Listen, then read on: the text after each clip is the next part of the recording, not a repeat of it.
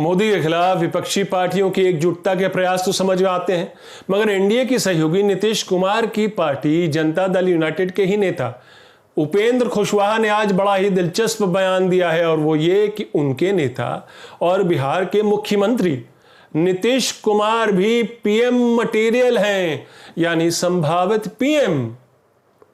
और इस बीच breaking news ये आई है कि नीतीश कुमार ने पेगासस जासूसी कांड में न सिर्फ संसद में बाकायदा चर्चा कराने पर जोर दिया है, बल्कि यहां तक कहा है कि इस मामले की जांच हो जानी चाहिए ताकि सरकार का मत साफ हो सके। पेगासस पर संसद में चर्चा कराने के विपक्षी पार्टियों के भारी दबाव के बावजूद मोदी सरकार टस से मस नहीं हुई है। लेकिन नीतीश कुमार का यह बयान सरकार के लिए बड़ा एम्बैरेसमेंट बन सकता है। क्या पीएम मटेरियल नीतीश कुमार खुद को पेगासस मामले से अलग कर रहे हैं? क्या वो प्रधानमंत्री पर दबाव बना रहे कि इस मामले की उचित जांच हो, कम से कम संसद में चर्चा हो, जो विपक्ष भी चाहता है? तो क्या नीतीश कुमार फिर से मोदी की अगुवाई वाली एनडीए से दो दो हाथ करने के मूड में है? दूसरी अहम बात, ममता बनर्जी की तरफ से मोदी को चुनौती दिए जाने के बाद नीतीश का यह बयान आया है। आज एक साथ दो बड़े बयान आते हैं। एक तो कुशवाहा का यह कहना कि नीतीश पीएम मटेरियल है, दूसरा नीतीश का पेगासस चर्चा पर मोदी सरकार को सलाह। क्या नीतीश की महत्वाकांक्षा एक बार फिर कुलांचे मार रही? क्या मोदी और नीतीश फिर होंगे आमने सामने?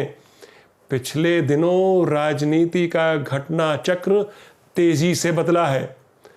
नमस्कार, मैं हूं आपका न्यूज़ बाज प्रभात शुंगलू। मेरा आज का सवाल, अगर नीतीश कुमार एनडीए छोड़ दें तो क्या पीएम पद के दावेदार हो सकते हैं? अपने जवाब हां या ना में जरूर दीजिएगा। ममता बनर्जी जब हाल फिलहाल दिल्ली में थी तो पत्रकारों ने चाय पर चर्चा के दौरान उनसे पूछा था कि क्या नीतीश कुमार मोदी के खिलाफ तीसरे मोर्चे के प्रधानमंत्री मटेरियल हो सकते हैं? ममता ने कहा था कि अभी हम ये कैसे कह सकते हैं, वो तो एनडीए का हिस्सा है। तो क्या नीतीश कुमार फिर से एनडीए से अलग होने का बहाना ढूंढ रहे हैं? नीतीश की राजनीति तो यही कहती है कि प्रधानमंत्री बनने की उनमें कुलबुलाहट जग रही है एक बार फिर। और यह पहली बार नहीं कि नीतीश खेमे से ऐसे मोदी विरोध के स्वर उठ रहे। हकीकत यह है कि 2014 लोकसभा चुनाव से पहले नीतीश को मोदी का वर्चस्व स्वीकार नहीं था, इसलिए वो एनडीए से अलग हुए और धुर विरोधी लालू यादव से हाथ मिला लिया। लेकिन यही नीतीश फिर मोदी की अगुवाई वाली एनडीए का हिस्सा बने 2017 में, और उन्हीं की अगुवाई में पिछला विधानसभा चुनाव लड़ा गया बिहार का। मगर पहली बार हुआ कि सहयोगी बीजेपी से उनकी सीटें काफी कम आई, लेकिन मुख्यमंत्री वो ही बने। लेकिन अब तो लगता है दोस्ती बनी है और गठबंधन बनी है, मगर कुशवाहा का बयान फिर तनाव की ओर इशारा करता है, नीतीश की बेचैनी की ओर इशारा करता है। गैर एनडीए पार्टियां अब गंभीरता से मोदी का विकल्प तैयार करने के बारे में सोच रही हैं। ये तो अब जग जाहिर हो चुका है। हाल फिलहाल ममता बनर्जी की दिल्ली यात्रा इसी संदर्भ में देखी जा सकती है। इस दौरान वो सोनिया, राहुल और केजरीवाल से भी मिली। तो क्या नीतीश भी इसी बहती गंगा में हाथ धोना चाहते हैं? क्या नीतीश एनडीए छोड़ने के लिए भूमि तैयार कर रहे हैं? क्या चौटाला से मिलकर वो खुद एक तीसरे या चौथे मोर्चे का विकल्प तैयार करना चाहते हैं, जो दूसरी गैर एनडीए पार्टियों में अपना कॉमन कॉज ढूंढ सके? अगर ऐसा है तो गैर एनडीए पार्टियों में भी प्रधानमंत्री की रेस में एक और मजबूत नाम जुड़ सकता है। लेकिन फिलहाल ये दूर की कौड़ी लगती है, क्योंकि नीतीश कुमार अभी एनडीए का अहम हिस्सा है। क्या वो दोबारा लालू यादव से हाथ मिला सकते हैं? राजनीति में कुछ भी तो असंभव नहीं होता। दूसरी बात, नीतीश कुमार भी हाल फिलहाल दिल्ली के दौरे पर थे और इस दौरान वो हरियाणा के बड़े नेता, पूर्व मुख्यमंत्री और इंडियन नेशनल लोकदल के अध्यक्ष ओम प्रकाश चौटाला से भी मिले गुड़गांव जाकर। हालांकि कहने को ये कर्टिसी कॉल थी कि नीतीश चौटाला के स्वास्थ्य का हालचाल लेने गए थे, लेकिन स्वास्थ्य का हाल लिया होगा और राजनीति की नई गहरी चाल का जरूर जायजा लिया गया होगा इस बैठक में। क्योंकि यहां ध्यान देने वाली बात यह है कि पिछले दिनों चौटाला ने मोदी सरकार को किसान विरोधी बताते हुए कहा था कि एनडीए के खिलाफ एक तीसरा मोर्चा खड़ा करने की जरूरत है। और इस बीच नीतीश कुमार का चौटाला से मिलना होता है, जिसके काफी मायने निकाले जा रहे हैं और निकाले भी जाने चाहिए।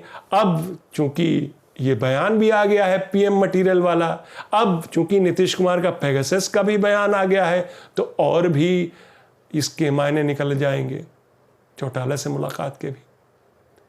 तो कुशवाहा ने क्या कहा पहले ये जान लेते हैं। लोगों ने मोदी को प्रधानमंत्री बनाया है और वो अच्छा काम कर रहे हैं, लेकिन देश में दूसरे नेता भी हैं जिनमें प्रधानमंत्री बनने का पूरा हुनर रखते हैं, जो उनमें वो पोटेंशियल है, और ऐसे नेताओं में एक है नीतीश कुमार। उन्हें पीएम मटेरियल कहा जाना चाहिए, यह कहना था कुशवाहा का।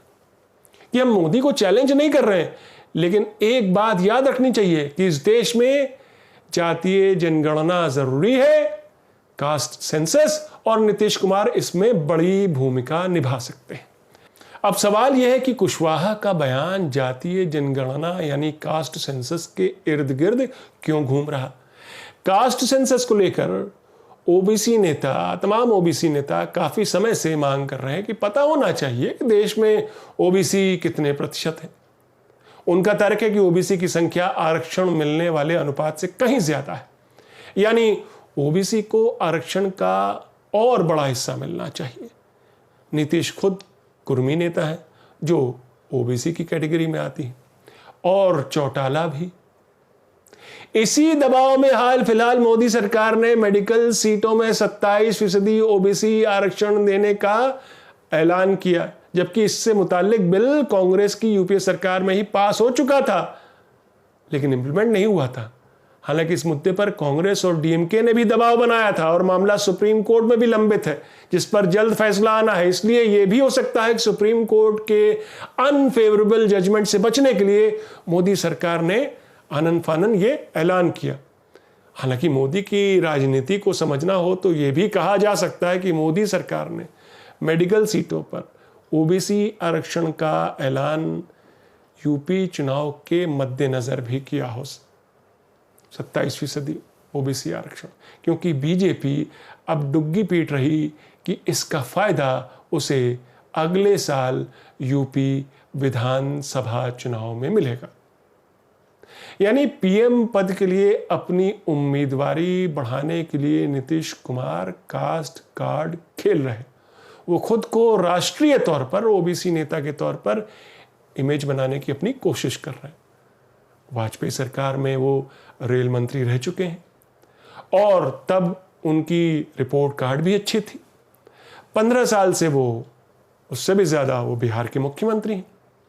दूसरी बात, हिंदी बेल्ट के 2 बड़े ओबीसी नेता मुलायम सिंह यादव और लालू यादव अब स्वास्थ्य कारणों से सक्रिय राजनीति से दूर हो चुके हैं और उनके बेटों ने पार्टी संभाल ली है। इसलिए नीतीश कुमार आने वाले लोकसभा चुनाव में खुद को राष्ट्रीय तौर पर ओबीसी नेता के तौर पर प्रोजेक्ट कर सकते हैं, लेकिन क्या एनडीए में रहकर वो अपनी महत्वाकांक्षा को उड़ान दे पाएंगे? हालांकि जब नीतीश कुमार से पूछा गया इस पीएम मटेरियल वाले बयान पर, तो उन्होंने कहा, अरे मैं क्यों बनने लगा पीएम मटेरियल। लेकिन किसी भी पार्टी का कोई बड़ा नेता अगर अपने नेता के मुतालिक कोई बयान देता है जिसके दूरगामी परिणाम हो सकते हैं, तो वो बयान बिना सोचे समझे नहीं देता। ये भी हो सकता है कि उससे ये बयान दिलवाया गया हो, कुशवाहा से ये बयान दिलवाया गया हो पानी की थाह नापने के लिए। हिंदुस्तान की मल्टी पार्टी डेमोक्रेसी को लेकर कहा जाता है जितनी पार्टियां उतने संभावित पीएम, यानी कि उतनी ही महत्वाकांक्षाएं। सही बात तो यह है कि इस देश में तीसरे मोर्चे ने भी विकल्प दिया है। तीसरे मोर्चे के नेता, क्षेत्रीय पार्टियों के नेता भी प्रधानमंत्री बने हैं।